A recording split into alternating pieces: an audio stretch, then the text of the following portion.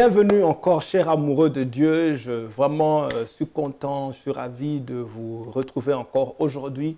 Je prie vraiment que tout ce que nous sommes en train de dire cible quelque chose dans votre esprit pour vous aider vraiment à augmenter votre amour pour Dieu. Nous sommes encore aujourd'hui dans notre émission, la RAD, la Révolution des amoureux de Dieu.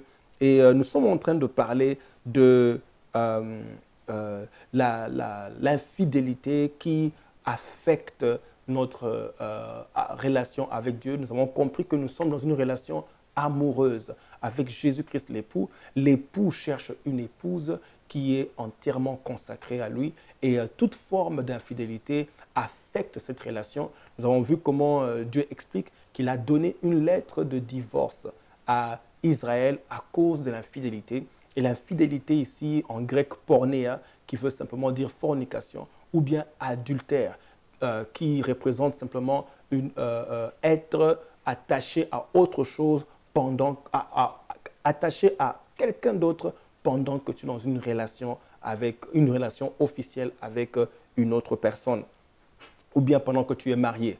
Alors, Dieu est en train de juger l'Église et nous allons parler de la prière du psaume 139, verset 3. Une prière psaume 139, verset 23. Une prière très puissante que vraiment je prie que tous les amoureux de Dieu puissent faire. Une prière, il dit Dieu sonde-moi. Il dit Dieu connaît mon cœur, éprouve-moi. Il dit Dieu regarde si je m'égare. Je ne veux pas être hypocrite, je ne veux pas être infidèle. J'expliquais que l'adultère est subtil, c'est-à-dire difficile à discerner, difficile deux fois à reconnaître. Parce que tu peux te dire, mais moi en tout cas, je ne pense pas que je suis adultère, moi je ne pense pas que je viole mon serment de fidélité à Dieu, donc je pense que ça va. Mais regardez, Dieu dit ceci dans le livre de Jacques, chapitre 4, verset 3. Ce passage est vraiment puissant. Dieu dit, vous demandez et vous ne recevez pas, parce que vous demandez mal, dans le but de satisfaire vos passions. Wow! Dieu dit, vous priez beaucoup. Mais quand on regarde vos vies, on peut pas, la quantité de vos prières ne peut pas être reconnue quand on regarde vos vies. C'est comme s'il n'y a pas des réponses dans les prières, mais en même temps, vous priez beaucoup. Et Dieu explique. C'est parce que vous priez mal. Comment ça? Qu'est-ce qui fait que tu pries mal? Il explique que tu pries mal parce que tu pries pour satisfaire tes propres passions. Il dit, vous priez dans le but de satisfaire vos passions. Et ça va vous expliquer c'est quoi une passion. Une passion, c'est la chose envers laquelle tu as une forte affection, un désir intense, un amour ardent. Ou bien un amour ardent ou un enthousiasme ardent. Donc c'est ça la passion, c'est la chose envers laquelle tu as une forte affection ou un désir intense. Et Dieu dit donc, tu as une forte affection, vous avez vos passions. Il dit vos passions. Ce qui veut dire que la passion que tu as, ce n'est pas Dieu. Tu as ta passion à toi. Et ta passion à toi, tu viens l'exprimer dans la prière. Tu la démontes dans la prière parce que tes prières sont focalisées sur les choses que toi tu veux, pas nécessairement les choses que Dieu veut, pas nécessairement ton attachement à Dieu, mais tu exprimes dans ta prière tes passions à toi, des choses auxquelles toi tu es attaché. Et la passion peut être beaucoup de choses. Hein. Vous voyez, ou les désirs, l'attachement peut être beaucoup de choses. Dieu dit que nos prières, ça c'est vraiment dangereux. Enfin, c'est pas dangereux, je veux dire, c'est vraiment, comment je veux dire, pertinent. Il dit, dans vos prières, vous exprimez, vous faites des demandes pour vos passions à vous. Est-ce que quand tu pries pour la volonté de Dieu ou bien tu pries pour les choses que toi tu veux? Parce que vous voyez, la prière doit commencer par que ton règne vienne, que ta volonté soit faite sur la terre. Et la première terre, c'est toi. Que ta volonté soit faite dans mon cœur, dans ma vie. Alors, est-ce que quand tu pries, c'est pour toi ou bien pour Dieu? Est-ce que c'est pour la volonté de Dieu? Est-ce que c'est pour plaire à Dieu ou bien pour satisfaire tes passions à toi?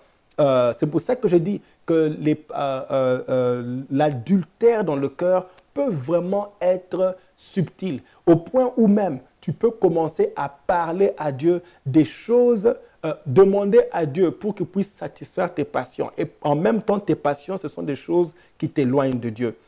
Je prie vraiment que Dieu nous ouvre l'intelligence pour exposer ces passions-là.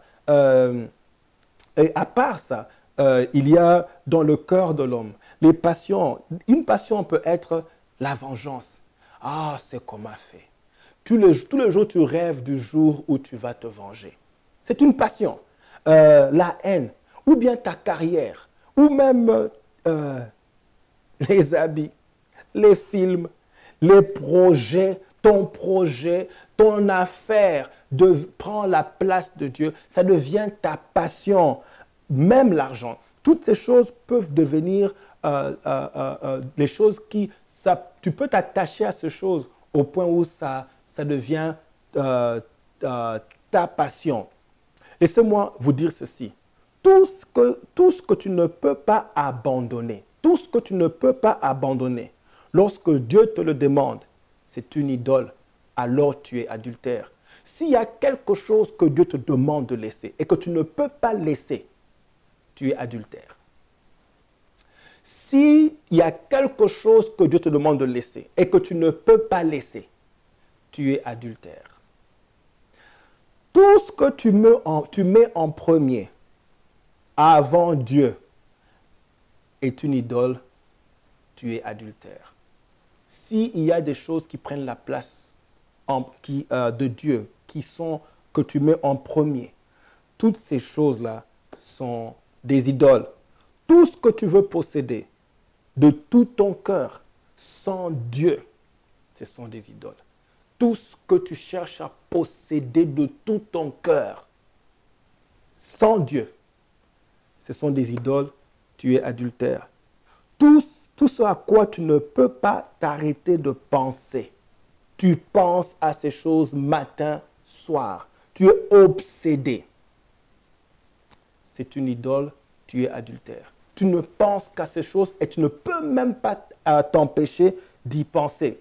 Et bien aimé, par rapport aux pensées, aïe, aïe, aïe, tu vas dormir, tu penses à ce qu'on t'a fait, comment on t'a insulté. Toutes ces choses prennent tes pensées en otage. Tu deviens adultère. Tu es infidèle, même dans tes pensées, comme nous l'avons lu plus tôt. En bref, tout ce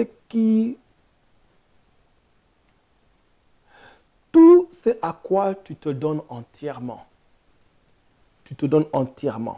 sans Dieu. Tout ce à quoi tu te livres et qui prend la place de Dieu est une idole et donc tu deviens adultère ou tu deviens infidèle. S'il y a quelque chose qui saisit ton cœur, prends tes pensées, tu te donnes entièrement et Dieu n'a plus de place, ça devient une idole. C'est comme ça que Dieu a voulu éprouver Abraham en lui demandant le fils, l'unique, celui qu'il aimait tant, pour exposer son cœur. Mais Abraham a passé le test, Abraham a donné son fils parce qu'il n'avait pas d'idole dans son cœur, il aimait Dieu de tout son cœur. Que Dieu vous bénisse. Merci encore d'avoir suivi. Je prie vraiment encore que Dieu fasse grâce d'exposer ces choses qui sont dans nos cœurs, qui nous éloignent de lui. Nous nous retrouvons à la prochaine émission. Soyez bénis et je prie que votre amour s'intensifie. À plus tard.